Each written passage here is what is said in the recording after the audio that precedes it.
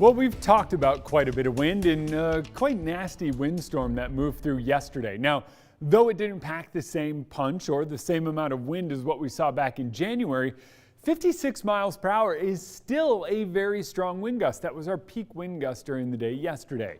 At one point in time, some 17,000 people were without power across the inland northwest, and the wind was strong enough that it kicked up enough dirt and dust that it closed down sections of I-90 due to low visibility yesterday. The good news, that's all done and moved out, and all that dust has settled back down, but boy, what a storm we did see. As we move through the day today, the wind is going to quickly die down, and when you're talking wind gusts in the teens miles per hour, it's not even really enough to tip over your empty garbage can or get any of those branches off your roof that did fall yesterday.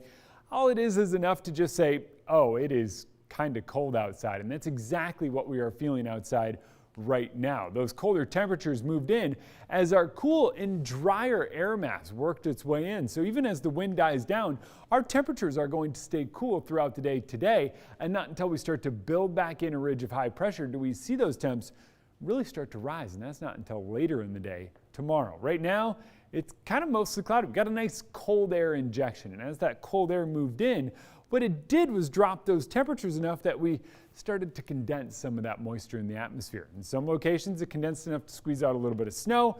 It's not going to accumulate. There's just not enough moisture in the atmosphere for that to happen.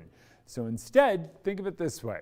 All that did was drop our temperatures. We're still in the 30s across much of the inland northwest, and when you factor in that wind, that stiff wind out of the northwest, it feels more like we are below freezing in many locations because of just how cold and strong that wind is out of the north. It is moving in a much drier air mass, so after we get this first initial push of cold, what will happen is you get this initial push, you can see it's squeezing the moisture out of the atmosphere.